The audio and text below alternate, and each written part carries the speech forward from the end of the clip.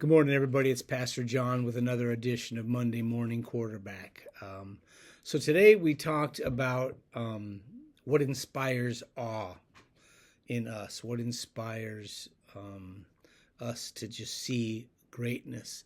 And the whole thing was, we sometimes think bigger is better, and the things that we make, are better.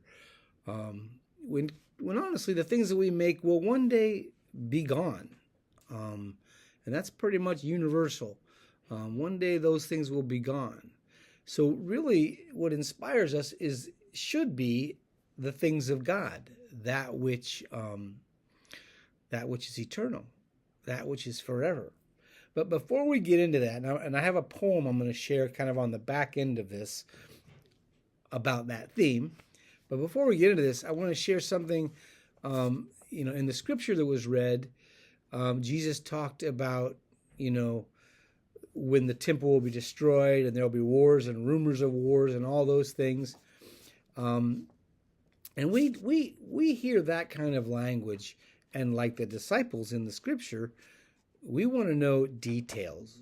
When, because we think the world will end, in this negative way. And I want you to hear from our opening call to worship some words, because I think that they speak to how we approach it and how God responds. We say, children of God, when wars and rumors of wars circle all around, Jesus says, do not be alarmed. This is not the end. When earthquakes, hurricanes, fires, famines, and floods produce chaos and destruction, Jesus says, do not be alarmed. This is not the end. When misinformation and disinformation try to dismantle relationships of trust in our families, churches, cities, and nation, Jesus says, do not be alarmed. This is not the end. And then it goes on. But the point that moved me in the middle of the service, or during the beginning of the service, in the middle of this call to worship, was the fact that we tend to think of the end as this negative thing. But what I believe and what I have preached my entire career is that whatever the end is of all of this, part of it involves God restoring earth, returning to earth, and redeeming the earth for God's glory. And it is my belief that the end will come when God's people have partnered with God over the centuries to create an environment where we are ready to receive God's ultimate blessing of the consummation of all things. So when wars and rumors of war circle all around, don't be alarmed. Don't be afraid. It can't end this way. Not with the God that we believe in. It cannot end this way. It ends when love wins.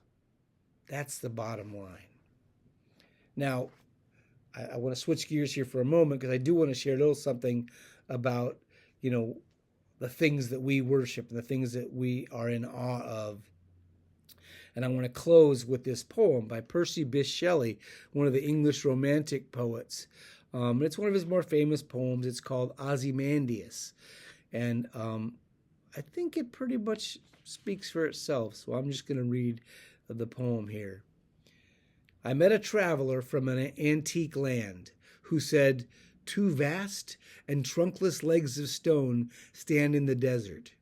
Near them on the sand, half sunk, a shattered visage lies, whose frown and wrinkled lip and sneer of cold command tell that its sculptor well those passions read, which yet survive stamped on these lifeless things, the hand that mocked them and the heart that fed.